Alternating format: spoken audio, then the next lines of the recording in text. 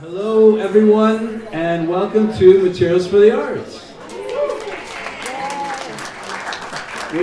We're so grateful to be able to give away so many materials that have been donated to us through this mysterious waste stream of New York City and recontribute these materials to the arts all across this beautiful place.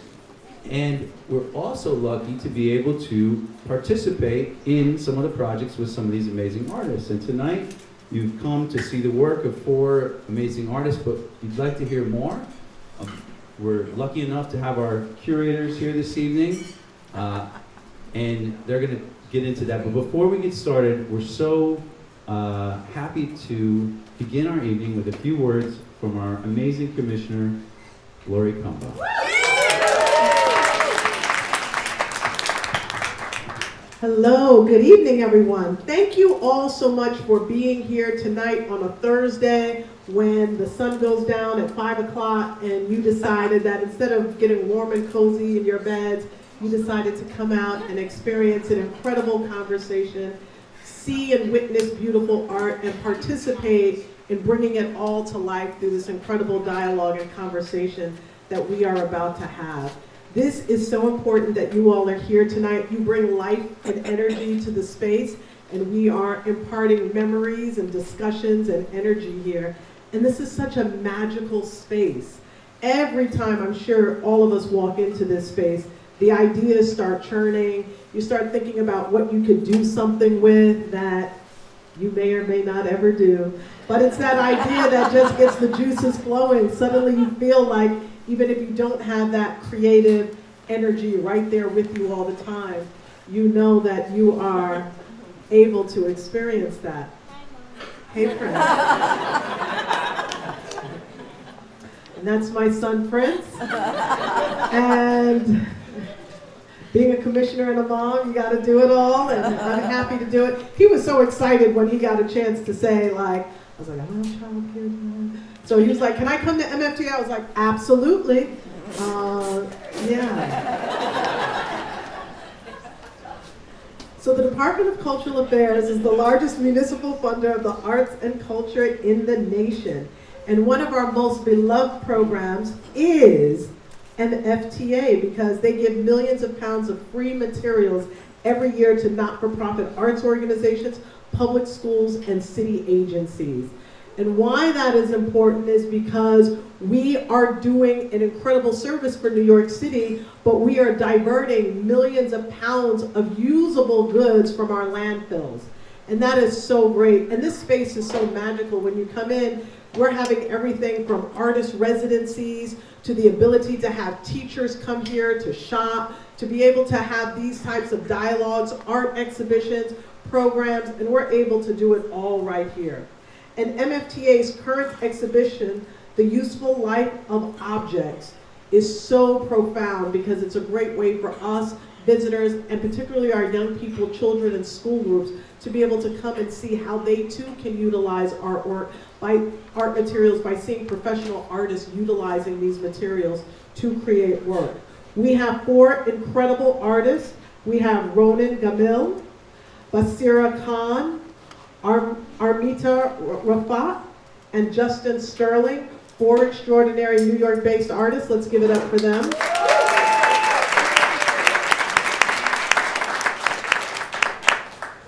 And this exhibition beautifully reflects the spirit of creative use. And this exhibition is also a collaboration and was co-curated by Kendal Henry, Assistant Commissioner of Public Art for the New York City Department of Cultural Affairs, right? And Sara, Reisman, Contemporary Art Curator, Professor, and former Director of DCLA's Percent for Art program. I'm from East Flatbush, so this is what we would call the ultimate mashup. Their vision highlights what becomes possible when artists are given time, access, and freedom to respond to the materials around them. And this exhibition will be on view until March 12th. So make sure that we let folks know to come through to see this exhibition and to experience all that MFTA has to offer. Hi. Yeah. So thank you all very much. We appreciate you all being here. I'm going to turn it over to the curators. It is a school night, so we won't be able to be here for much longer. We got to get back to the Staten Island. And thank you all so much. Enjoyed this conversation, and I want to give it up and thank Tara and the entire MFTA staff and team, John, who did the introduction. I want to thank Tara for leading this incredible shift. It is my honor and privilege to work with you. You are such a hard-working rock star. You inspire your whole team.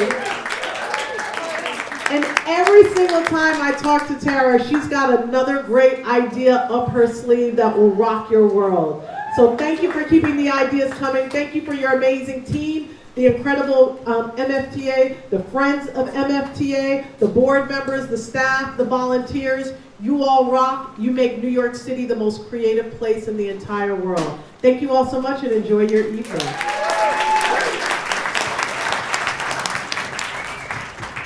So, should I start? Thanks everyone for being here. We thought we would have a very informal conversation to introduce you to the artists and their processes, but also to learn a little bit more about how Kendal and I approached this exhibition. And so I'll start by explaining that we were invited to co-curate this show. Tara suggested that, and we identified a group of artists together. There are different names put on a list, and this is the group we all agreed on. And what I think most of you will have seen if you walk through the gallery is how there are all these connections between the different artists' artworks, and they didn't have a residency together. Like Materials for the Arts usually has one residency for an artist, maybe one for a designer in residence, but this was short-term residencies over the last months in the fall, and each artist had access to the warehouse for initially a week, and then they could come back as much as they wanted. And so I think we agreed within the first or second studio visit. I think, Kendal, you can add to this. We were like, okay, well, we're not going to tell the artists what we want to see. We want to see what they're doing, and we want to build the show around that, right? Yep. Yes. And one of the things that's interesting is Kendal is the Assistant Commissioner for Public Art for Cultural Affairs, and part of his remit is to oversee the Percent for Art program. I was in the role that directing the Percent for Art program years ago, and one of the conversations that would always happen when we commission artists to do permanent artwork in New York City was we needed to impart upon them, you have to make a work that will last the useful life of the capital project. Now, maybe some of you aren't aware of capital projects, but it's all the public works that the city builds for public access, public services, so schools, plazas, streetscapes, parks, that kind of thing. And so it was always this kind of, not a burden, but a responsibility to be able to commission an artwork that would last the useful life of a public school for 50 years, or a streetscape for 15 years. But in theory, it was not meant to be just 15 years. It's like forever, right? So what is it? I mean, how many artists are in the room? Raise your hands. How do you feel about the idea of forever? Making an artwork forever? It's complicated, right? So I think what we came to understand was that these artists would approach the useful life of the object, and it was the kind of opposite approach, not the architecture as the long-term useful life, but extending the useful life of an object that might have been considered obsolete at the point of acquiring the work or encountering the object in the warehouse or wherever else. Do you want to add anything to that? Not yet. Not yet, okay. I feel like I'm tested here. So we wanted to start with like one question about, like, okay, so I don't want to make this about me, but I did start out as an artist many years ago, and I made art using found materials, specifically found film. So editing films into experimental films. And so like taking film stock, stitching it together, that kind of thing. And so to me, there was this realization, maybe I'd be more responsible if I were a curator calling this my work. Do you know what I mean? It was like to somebody else's work, I would be taking from the film stock at let's say an estate sale or a garage sale, and then think, wait, I didn't actually take this. I have to think this over. How many of you know the work of Joseph Cornell? So Joseph Cornell, I think he lived in Queens, Utopia Parkway, and he made artwork at his kitchen table, and a lot of his work was using found film footage. And so I read about that, and I thought, he described himself as a curator of culture. So that was like a kind of shift in my mind about what my role would be, but also to be of service to artists and the communities that they're in, right, as a curator. So I have this affinity, I think, for the found object, and it's useful or unuseful life.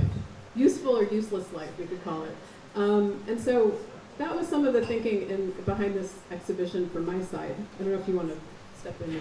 Yeah, and you know, we're in materials for the arts, right? And the idea that artists are always inventors of new things, they're creators from nothing, and the idea of reusing some of the materials that you would find around here and creating very, you know, strong and distinct works of art that relay a very specific kind of message in terms of what they're doing. We wanted to sort of impart that as well. So some of the artworks that you see out in the gallery, some of it is very obvious what the materials are, but then the message would not work as well without the materials being recycled or reused, right? So emphasizing that as well. And a few things happened as we were selecting the artworks from the artists that were serendipitous. You may have noticed the color. There's this blue is going through the whole exhibition, and it's a beautiful blue. And so, what are the conversations that artists are having that not just addresses what's happening in the world right now, but using this material and giving it a new life and giving it a very distinct message. And so to start with the first question for our artists, within the exhibition, can you speak about one of your works that was inspired by a ready-made or a found object? And in this case, I'm suggesting that you talk about something you found before the residency, like, because most of the work that's on view isn't necessarily an outcome of the residency, but it's in dialogue with it, right? So a found object that inspired you to make the work you make, what was it? Why? Why were you inspired? Where did you find it? Who wants to go first? So my medium is generally, I describe it as the city. The city is my medium. I make art with municipal objects. And whether it be a traffic cone or a fire hydrant or a street sign or a window or a police barricade, I choose objects that already have their own inherent meaning and then subvert that meaning, add to it, create new language with that meaning. And so, like, for instance, with the police barricades, I felt like it was a really amazing opportunity to make work that spoke to the moment where we are now, and finding language in a scenario in a riot.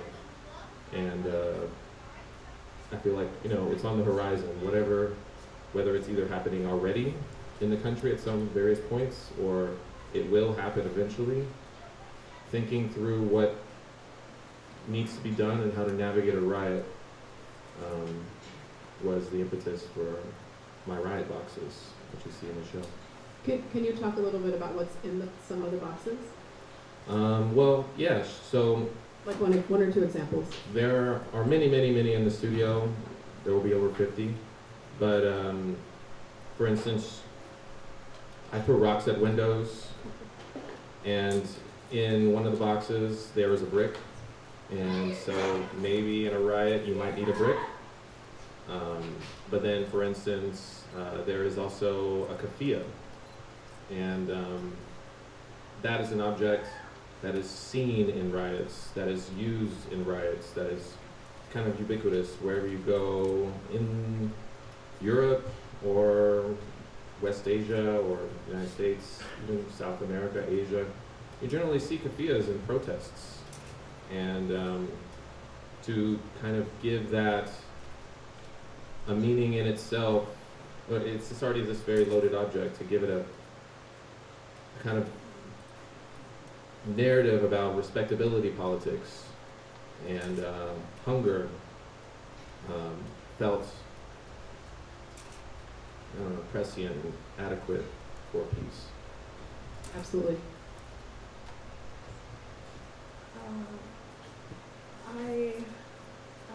I work very intuitively, and I choose my material very intuitively. A lot of times there's no direct reason at the moment why I get attracted to a certain object or material, but always the meaning is revealed to me later. There are two pieces that I have found objects and materials in it that I want to talk about very briefly in the show. One is the corner installation, the corner Muharras installation, and one is the freestanding piece with the ruffled glass.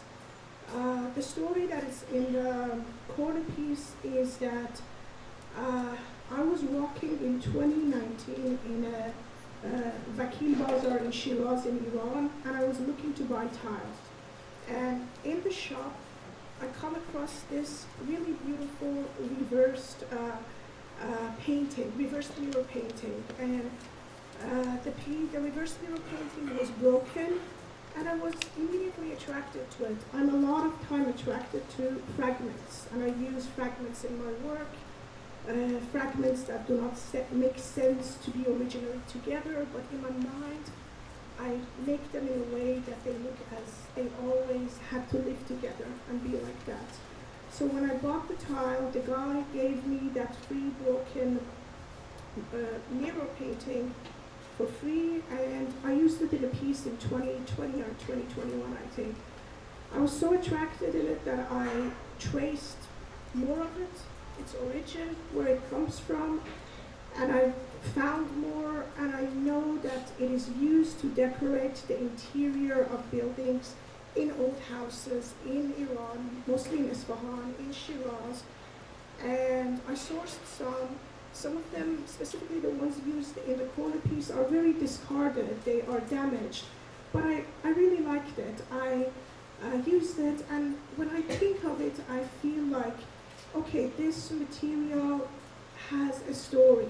A chapter of it was written with the original craftsman creating it, for instance, 200 years ago. Then it lived in a house, then the story continued in that house. Now it's in my hands, and I feel like I'm adding another chapter, a personal chapter to the story of this object. I mean, after me, that story might continue in the hands of someone else or in the house of someone else. So this is the story of those reversed mirror paintings. I can give it to somebody. It's going to be a long time, but the ruffled glasses, I don't know if there's time to talk. Yeah, go ahead. So in general, I collect material. Like my studio is an archive of material that for whatever reason I get attracted to. The ruffled glass was originally, again, in a broken state, but I really loved its movement. I loved its texture. I work very hands-on. I connect with things based on sense of touch, very sensory way. And I know that I had to use it. So in 2021, I incorporated in a piece, and it doesn't function in its original way. So for me, it's not necessarily when I look at an object, it has its own purpose. It can transform into something else, and I love the movement that it creates. I love the way that it was connected with the floral elements that I have on that specific piece. So that's the story of that one, and I have many of those, and it was originally, I think, for a decorative lamp, but that's the way I used it, and I feel it works in the whole composition as a whole with the pieces. Yeah. Thank you. Do you want to answer the question? Can you guys share your names? Oh, yeah. I feel like I'm on an episode of Pop the Balloon. So this is Baseera Khan. This is Ronen Gamil. This Ronen? is Armita Raafat and Justin Sterling. Thank you. Good? Yeah. So the question was a useful object that we found, and found object prior to. Okay. I want to start off my moment with saying that I was a really bad student. There's a couple of people here that know me as a teacher. I'm just letting you know that that's not a bad thing. And that being said is that I grew up in a theological family. We didn't really have cable TV, but what we did have is imagination. So we would get together and we would storytell based on the Quran. But it wasn't really like dogmatic. It was more about like storytelling and imagining. So I got into the mindset of materials and thinking about structure and history. And I asked a lot of questions. So I was like, why? Who? When? Where? Right? So I think what made me a bad student in art was that I wanted to know what war was happening, who was the president, what museum, what collector, and what artist at the same time. And my professors would get really upset with me and they would fail me out of school. So my whole practice became like a kind of cohesive, holistic formation of what are the found objects that inspire me, what's the history, and what are the like kind of politics behind why these things have resonances. And you know, there's a lot I can say about that, and maybe I'll wait till later.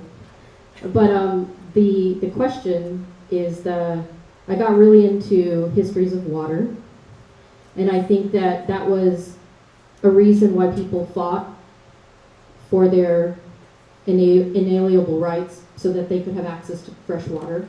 We still do that here in this country specifically. But I think that's what we will be doing in the future as well.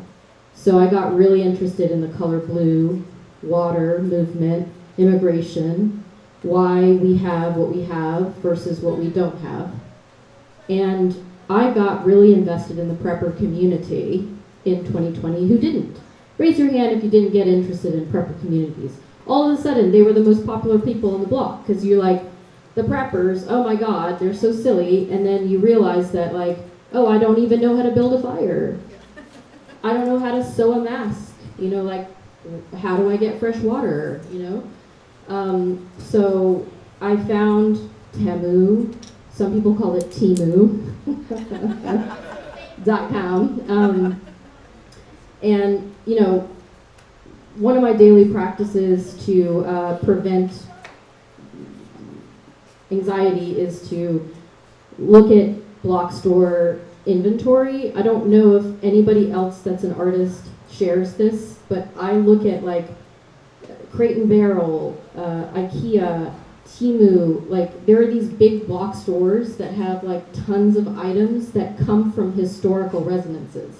So one of the works that I have done that I guess you could call as a found object is this work that I did at the Brooklyn Museum in 2021, where I worked with the archives of the antiquities that they had, and they were useful objects. So I was able to become intimate with them, with the conservator, and I was able to do a series of photographs that you see 3 of them outside in the hallway. So I started thinking about these box stores as reliquaries of history, the shapes, the materials, marble, a marble trash can, you know, at West Elm for $69.99, you know. So it took me to a place where I was really interested in having fresh water in my studio because I don't have running water in my studio. So I started buying all of these prepper bags that hold gasoline and hold water, and built out the project that you do see in the corner. And started thinking about the processes of the painting that I'm doing with the oil painting. And I added crude oil, water, and ink into the bags to create these kinds of like reliquary or objects of either the past or the future. What we have to wait to see. And then the acrylic boxes came from a project that I did a while ago called Reading Room on Purpose, which is a system I set up for solo exhibitions so that I can share reading materials. So I thought that that was like a really wonderful way to share these water bags. But that's kind of like a beginning stage of where I'm at, yeah. Yes, yeah, my name is Ronen. So in my case, a found object, I think is something that,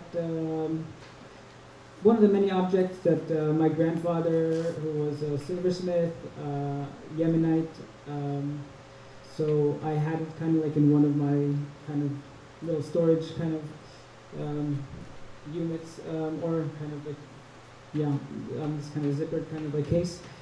and it's very intricate, and it's like made of filigree. It's bent very carefully, and then it's it's welded, I guess, with this kind of silver dust. And as a teenager and younger, I remember seeing him he would tell me just like sit and like look at me. You could hang out and kind of see how I work, and he would have this kind of like flame, torch and flame, and then he would have like next to it also he would also do this kind of calligraphy of like Torah scrolls. That's like a very long process. But he was an artist and craftsman that did all these things, and I was curious about learning that craft in some way, but I didn't have access to silver, or it was also not as expensive as gold, but it's kind of semi-precious, I guess.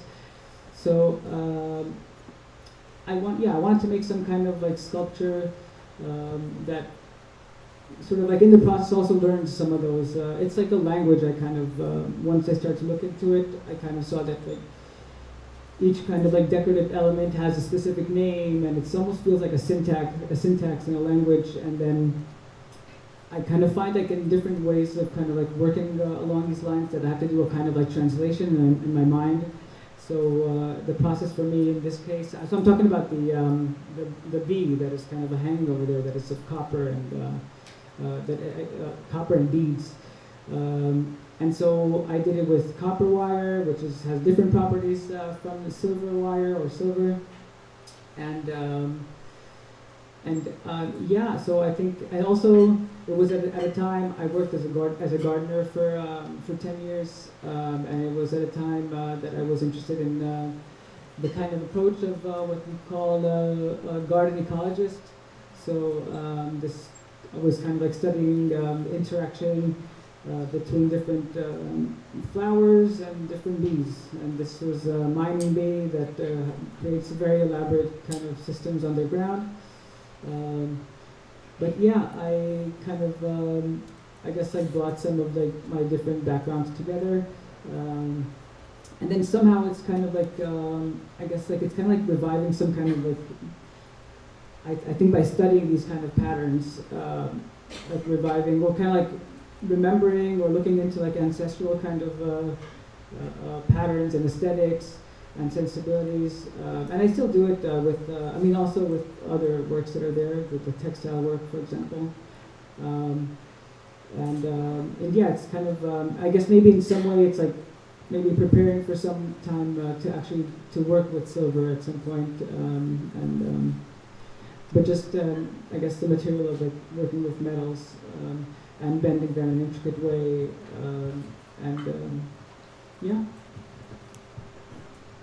So maybe this is more spontaneous response, but I'm curious, what makes an object useful to you as an artist? Like, I'm going to collapse two questions that we have prepared. And so that you have this time in the warehouse, and you probably, I don't know, when I come here I'm pretty overwhelmed, but in a good way. Sort of like Lori was saying earlier, that there are all these things you could do something with, and you might not ever, but there's something kind of inspiring about the possibility. And that has a lot to do with the generosity of materials for the arts, not just the premise of materials for the arts, but the staff and the way that they are committed to this engagement and being responsive to the public that uses the resources, right? But for you all, what was something you encountered in this mini residency that you haven't used yet, but you plan to? Let's go first. Yep. I can start. Baseera's ready. I remember our last studio visit. I want to apologize because I wanted to make the work, but it just wasn't ready. So there is a lot of fabrics that are dropped off by huge fashion houses. And I was very attracted to all the leathers. And so I found all these like gorgeous jewel tone leathers and started looking on YouTube, which is one of my favorite places to be. I'm one of those weirdos that pays a subscription for YouTube. Whatever. My CPA said that I could get a tax write-off. Anyway, so I found out how to make a makeshift impression into leather, because if you don't have access to a print shop, which actually there are so many amazing nonprofit print shops in the city as well. There's so many generous nonprofits for the arts here in the city, and I could go to a print shop and create any pattern I wanted into leather. But I found a way and a methodology to do that in-house in my studio, but it just wasn't quite ready. And the reason why I was interested in it is that I found all these leather-bound historical literature here at Material for the Arts, and the covers were bound and they had the inlay of leather, and I was like, I really want to do that. So, stay tuned. Yeah, I think for me, what was inspiring was kind of that there were multiple new directions from this short residency in method and in kind of tools, methods, and in that way directions. So on my first day with Miseli, which is from the education department, used to be here. She kind of pointed out, and I was very excited that there's a laser cutter and engraver. And it kind of reminded me of being in architecture school, which is what I started with.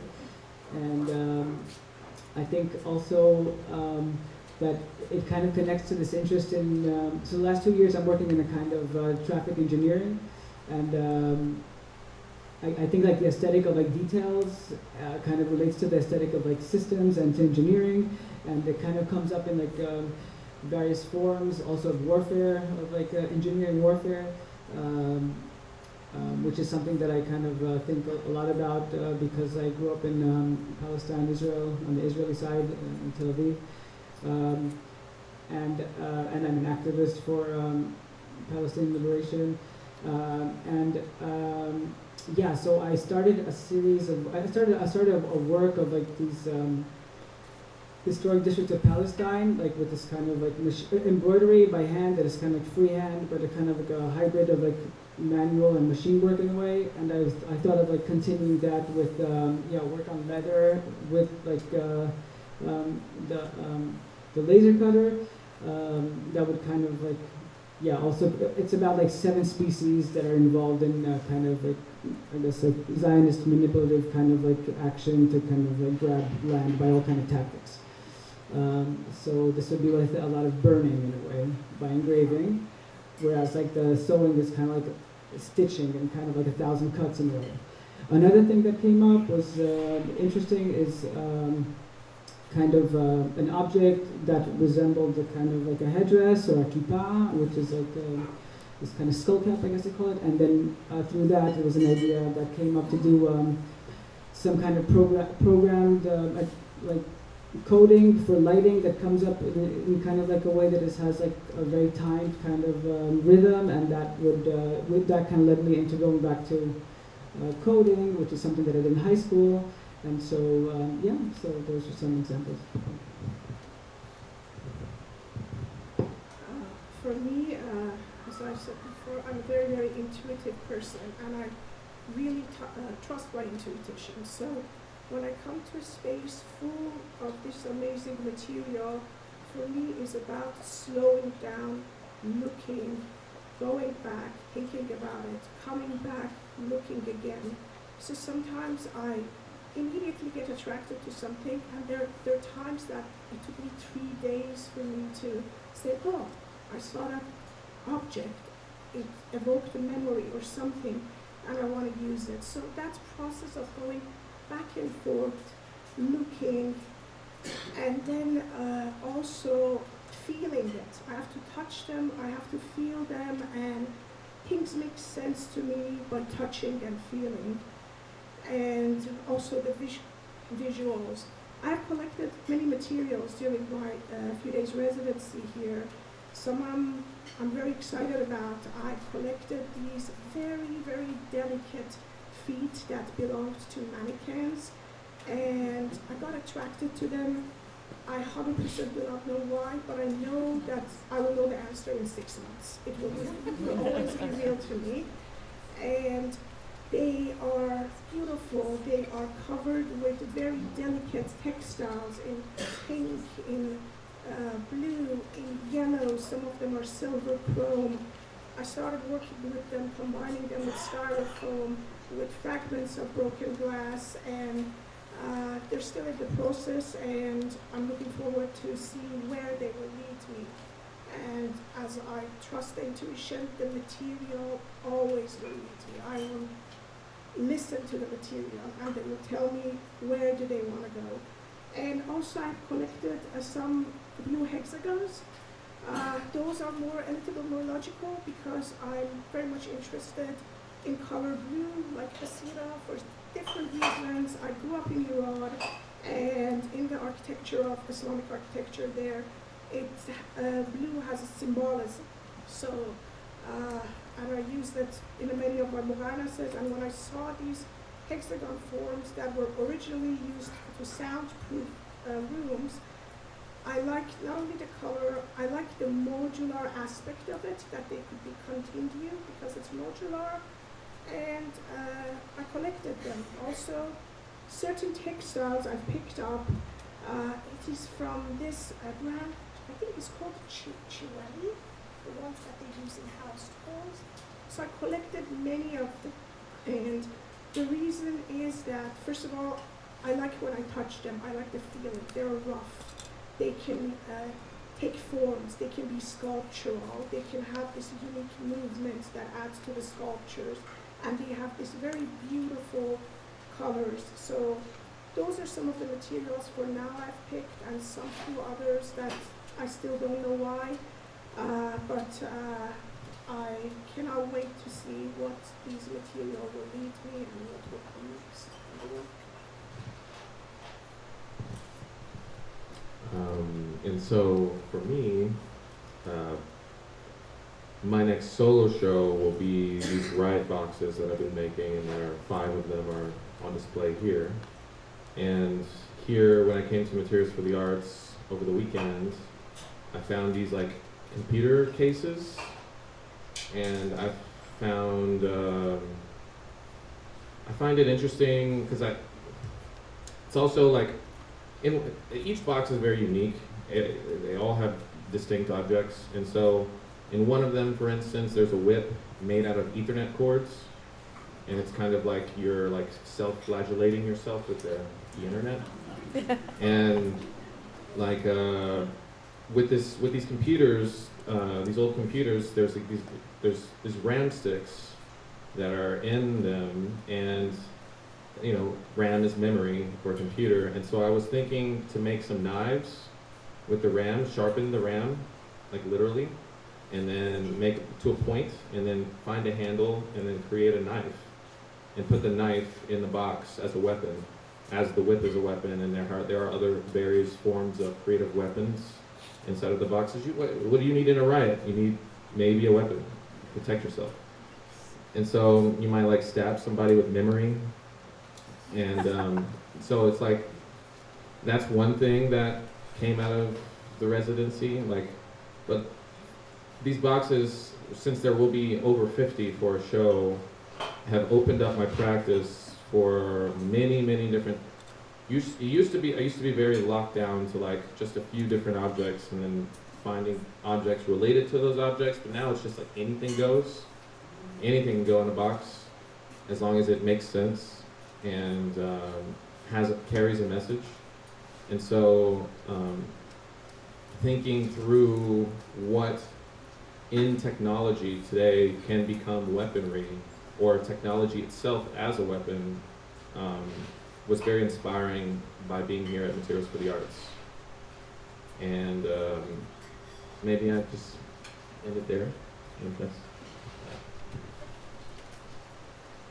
So there was a comment before we started. This should be 30 minutes. I think that was Justin who said, can this just be a half hour? So we're kind of at that point, but I want to just leave some space if there are any comments or questions that people have for the artists, or for us as curators, or for Materials for the Arts team that's here. Does the audience have anything to? Yeah, sure. I'm not sure if you can hear me.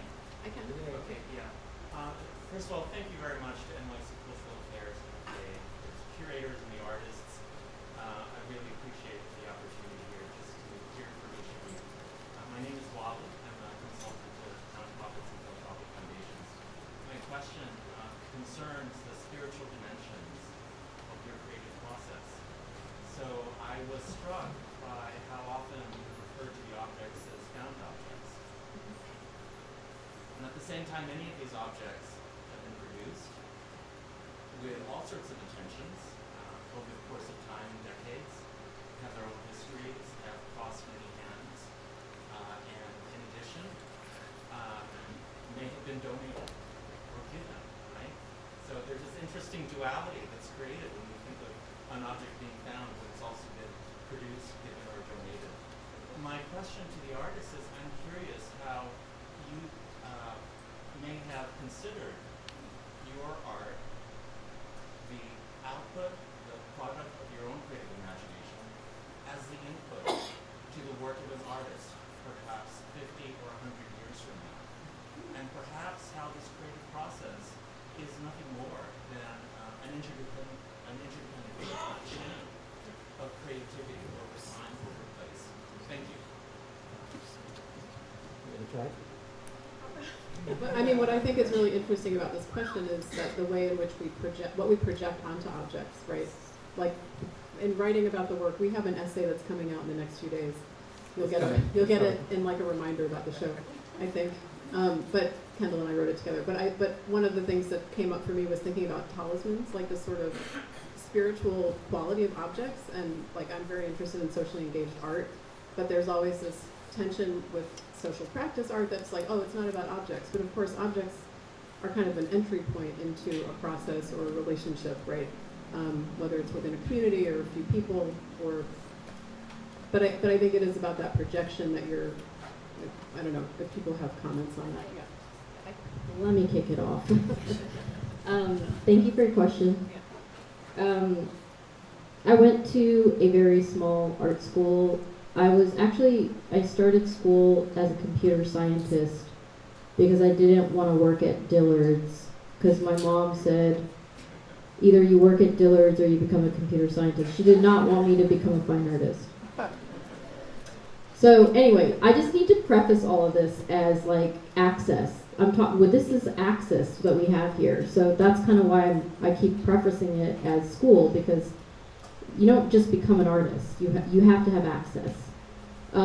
So I went to a school that Robert Rauschenberg taught at and de Kooning taught at, but there were no remnants of that other than it being in the collection of the school. So one of the things that I learned early on when I was thinking about art and what art could be is that found objects was art. That's not necessarily something that we have access to, especially now when schools are sort of siphoned off to private donors and,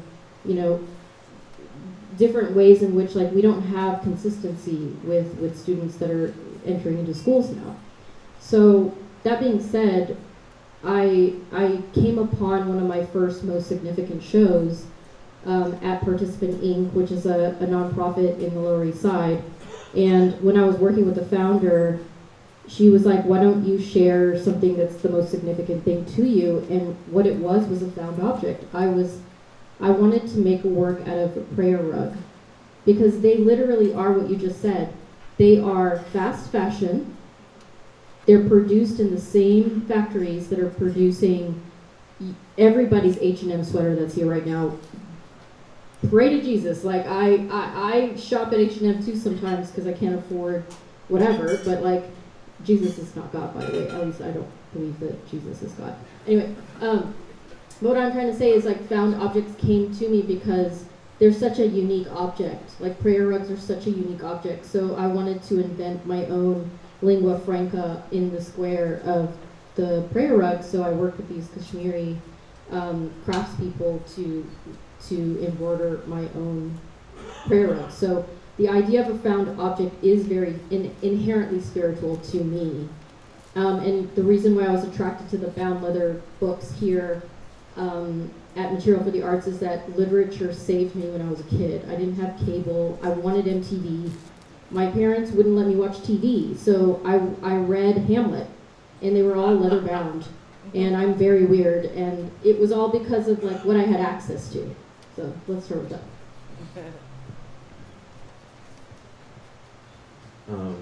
A very clear and overarching theme with my work, whether it be a broken window or whatever, is thinking through the nature of faith, and not in a religious sense so much, but in terms of the contemporary definitions of what is good faith and what is bad faith, and behaving in good faith, lying to yourself, or there's so many forms and facets these terms take in our lives.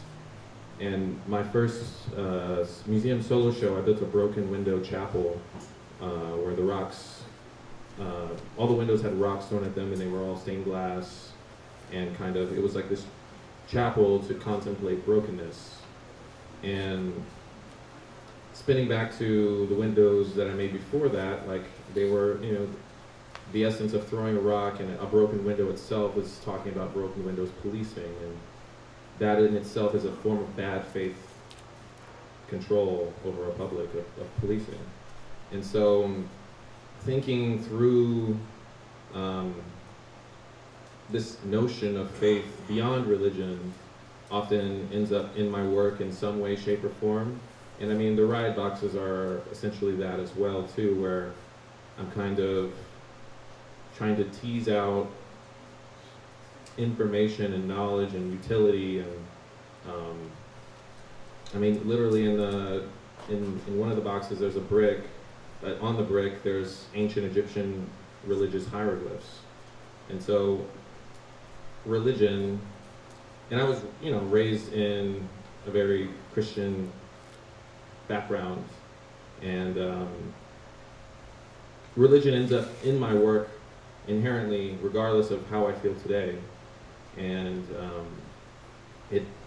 I think that notion, that idea of faith will be pretty constant because it's so important, and it runs so deep with people. You pin anyone to the wall, they always have something to say about their education, about their family, and about their faith. And so.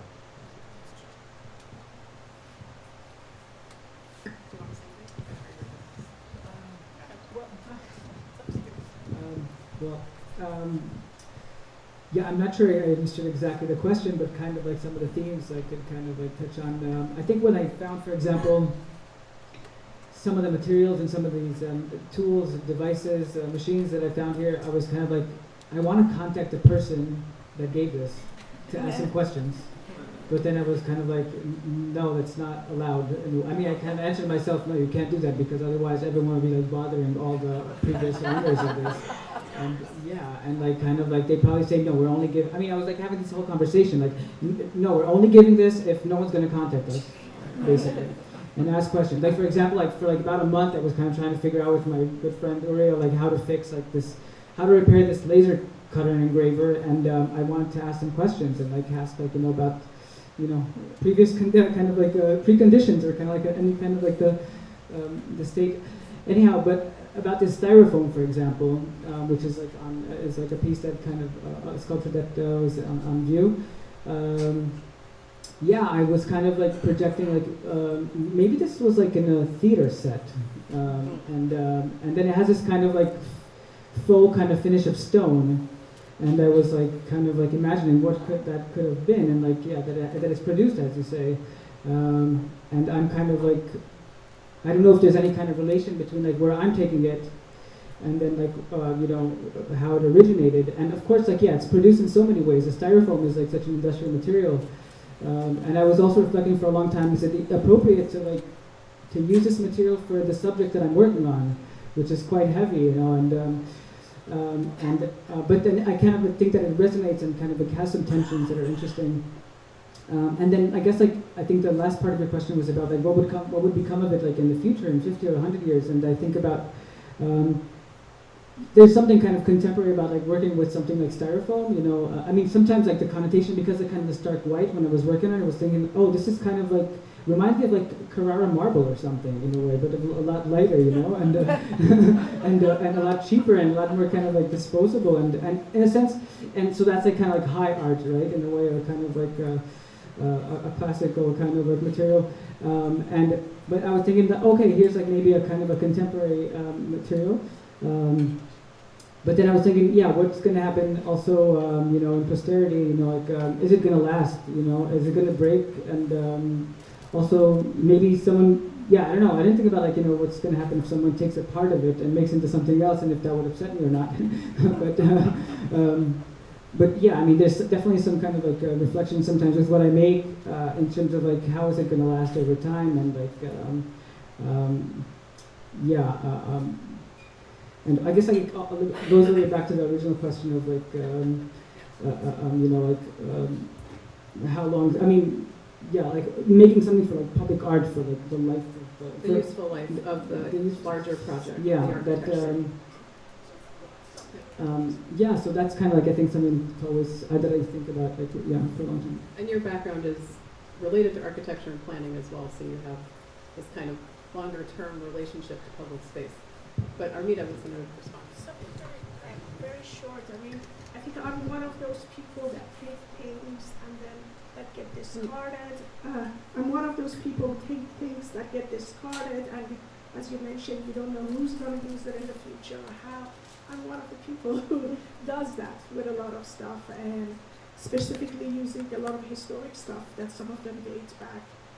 Some of the tiles, some of the mirrors to 200-300 years ago. I always think of it as, it's interesting the question, because I always think, who made it? Why did he made it? How conscious was he? Did he ever think that this will even survive in 200 or 300 years? Will get in my hands?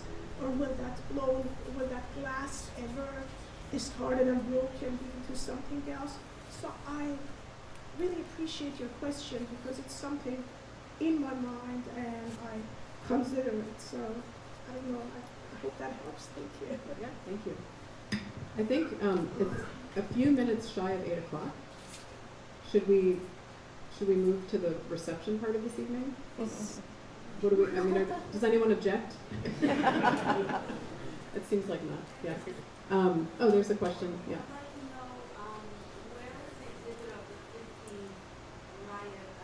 I don't have a place yet. I don't have a place yet. I just have a curator. I don't know. I'm not sure. If you have suggestions for a venue, talk to Justin. Yeah.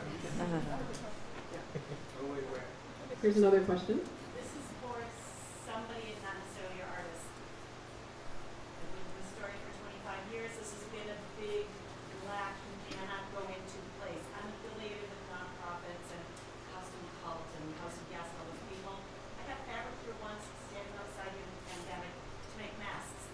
How do independent artists enter the vault? So I see John is going to come answer that question. John Kaiser. So, Yeah, I'll give you that's a my great voice. question. So part of the reason why we have events like this is to help create conversations to explain that. So although we donate materials to organizations, organizations are composed of individuals. And so the idea isn't that you need to be an employee of a not-for-profit to come here. You just need to be an artist that chooses to work with a not-for-profit or public-facing organization instead of a private gallery when you're coming here. So if you're interested in coming to Materials for the Arts, you can develop a relationship with a library, with a school, with a not-for-profit, with any not-for-profit gallery. So the whole point behind it is that in the private sphere, there's lots of advantages, but in the public sphere, and only in the public sphere, can you come to Materials for the Arts. So it's an advantage for all those people that do that kind of work. Yeah. And I know we got a couple more questions, but can I just get a round of applause for this amazing group right here? I'm moved by the curators, I'm moved by the artists, by each of their approaches, by the dialogue between them, by the questions. So yeah, anyways, thanks everybody. So yeah, we're going to pass it to maybe one more question, or we're going to end it right here. I think Wait, one more question. One more question. And where is that? Over here? Yeah. I heard Todd mention about ready-made, and I wanted to ask all the artists,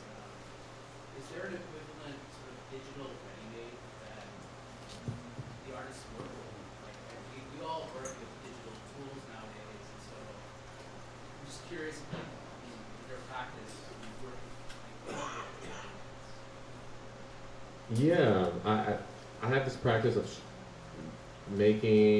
taking a photo and then taking a street sign and then doing an image transfer onto the street sign with the photo that I've taken, that then changes the sign completely and adds like this kind of element of, I don't know, there's like a beach scene on like a do not enter sign. Like it's like that's it. That's essentially a ready-made where it's like an image plus an object making a new thing. Anyone else want to take that up? No. I think they're trade secrets.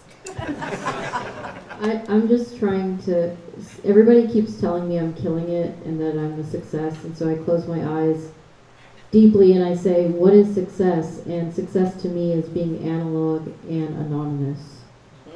So.